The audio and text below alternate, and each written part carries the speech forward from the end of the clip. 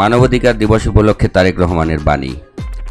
জাতিসংঘ ঘোষিত মানবাধিকার দিবস উপলক্ষে বাণী দিয়েছেন বাংলাদেশ জাতীয়তাবাদী দল বিএনপির ভারপ্রাপ্ত চেয়ারম্যান তারেক রহমান। সোমবার 9 ডিসেম্বর বিএনপির সিনিয়র যুগ্ম মহাসচিব অ্যাডভোকেট রুহুল কবির রিজভী পাঠানো এক বিজ্ঞপ্তিতে বাণী জানানো হয়।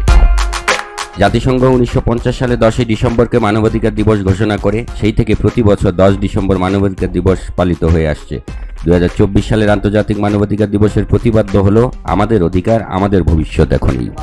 বিশ্বের বিভিন্ন দেশের মৌলিক অধিকার হারানো নির্যাতিত মানুষের প্রতি গভীর সহমর্মিতা প্রকাশ করে বাণীতে তারেক রহমান বলেন, বাংলাদেশ সহ পৃথিবীর কোথাও যেন ভবিষ্যতে আর কেউ মৌলিক মানবাধিকার থেকে বঞ্চিত না হন।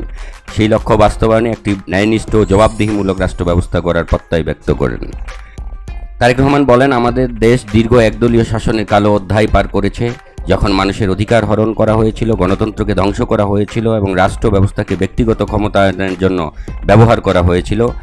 এই দুঃশাসনের বিরুদ্ধে যারা দাঁড়িয়েছিলেন তারা রাজনীতিবিদ, সাংবাদিক, ছাত্র, শ্রমিক কিংবা সাধারণ মানুষ যেই হন না কেন, মিথ্যা মামলা, কারাবাস, শারীরিক নির্যাতন, গুম ও হত্যার বিচার হয়েছে। অতীতে বাঘ, ব্যক্তি, চিন্তা, প্রার্থনা, মুদ্রণ সহ নাগরিক স্বাধীনতার জন্য সংগ্রামে যারা ক্ষমতাসীন গোষ্ঠী নির্মম নিপীড়নে জীবন বিসর্জন দিয়েছেন তাদের আত্মার প্রতি তিনি গভীর শ্রদ্ধা জানান।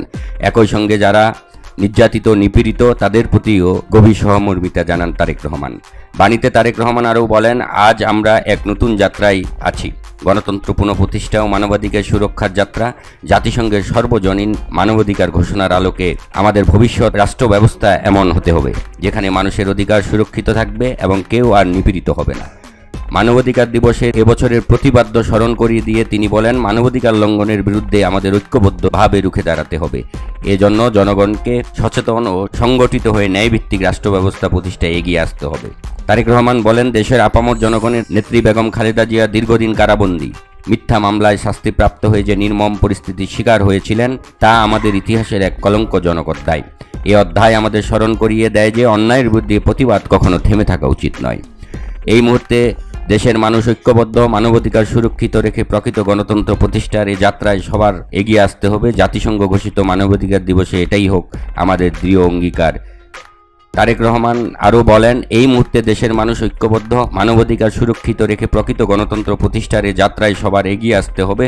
জাতিসংঘ ঘোষিত মানবাধিকার দিবসে সেটাই হোক সকলের দৃঢ় অঙ্গীকার।